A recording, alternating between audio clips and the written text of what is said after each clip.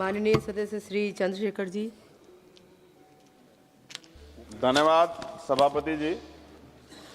मैं धन्यवाद देता हूं उसके साथ साथ क्योंकि रेल मंत्रालय के नियंत्रणाधीन अनुदानों की मांग पर चर्चा में भाग लेने का आपने मुझे अवसर दिया। सभापति जी, मैं भारतीय रेल केवल पटरियों पर चलने वाली गाड़ियों का नाम नहीं है, बल्कि ये भारत की अर्थव्यवस्था की धड़कन और सामाजिक एकता की सबसे मजबूत कड़ी। आज भारतीय रेल दुनिया के सबसे बड़े रेल नेटवर्कों में से एक है। देश में लगभग 68,000 किलोमीटर से अधिक रेल का नेटवर्क है। प्रतिदिन लगभग 13,000 से अधिक यात्री ट्रेन और 8,000 से अधिक मालगाड़ियां चलती हैं।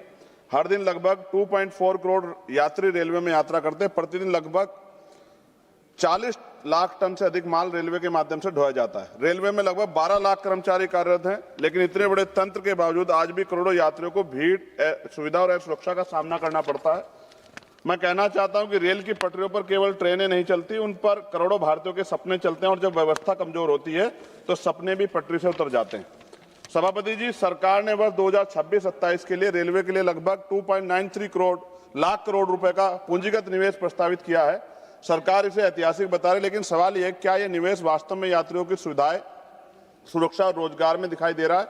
आज भी हजारों किलोमीटर ट्रैक पुराने और कई जगहों पर सिग्नलिंग सिस्टम कमजोर है और स्टेशनों पर मूलभूत सुविधाएं कमी है।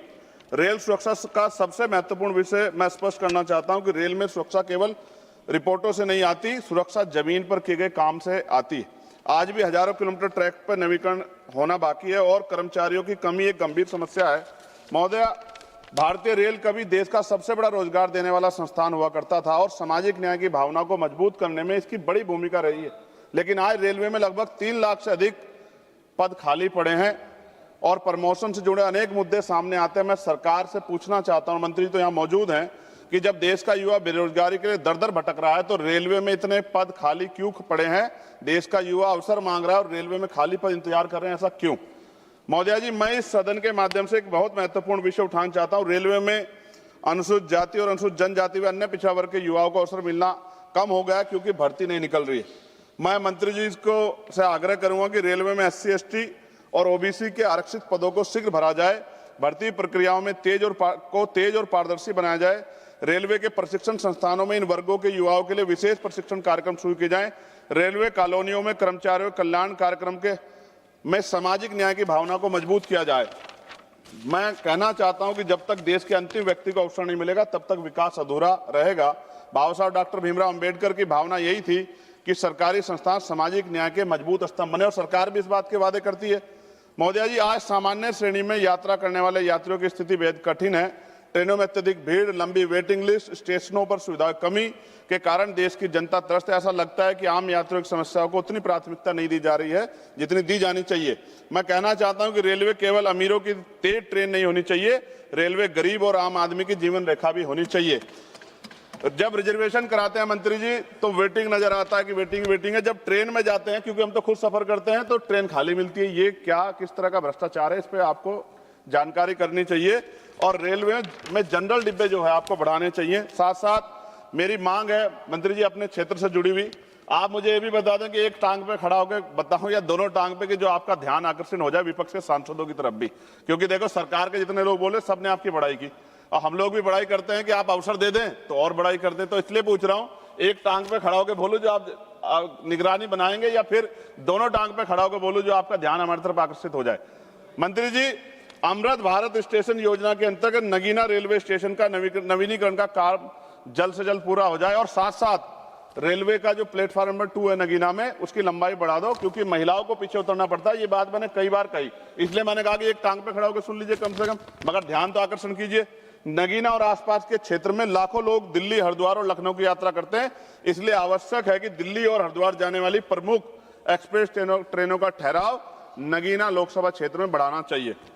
नजीबाबाद नगीना धामपुर रेल मार्ग पश्चिम उत्तर प्रदेश के लिए बहुत महत्वपूर्ण है। मैं मंत्री से मांग करूंगा कि इस रेल सेक्शन को, इंफ्रास्ट्रक्चर को मजबूत किया जाना चाहिए। नगीना क्षेत्र के लोगों की सुविधा के लिए दिल्ली और लखनऊ के लिए नई इंटरसिटी ट्रेन चलाई जाए, इससे क्षेत्र के छात्रों और व्यापारियों को बड़ा लाभ मिलेगा। धामपुर नगीना से दिल्ली के लिए सीधी ट्रेन चलाई जाए, नजीबाबाद से नगीना और धामपुर होते मुंबई के लिए ट्रेन चलाए। मेरी बहुत पुरानी मांग हो गई है लंबे समय से कि ये मांग पूरी हो जाए। और सेौरा, किरतपुर, हल्दोर, नगीना, धामपुर आदि स्थानों पे फ्लाईओवर अंडरपास की मांग का काम जल्द पूरा हो जाए। आपको याद है, आप भी कहते हैं, बहुत सारे मंत्री कहते हैं 1-1 मिनट कीमती है। अब 1 मिनट का जो वैल्यू है वो यहां पता लगती है, लेकिन वहां 15-15, 20-20 मिनट खड़े होना पड़ता है। और ये डिजिटल इंडिया है, विश्वगुरु भारत की बात होती है सरकार की तरफ से, कहां है वो? कितने फाटक ऐसे जिन पे भी काम होना बाकी है?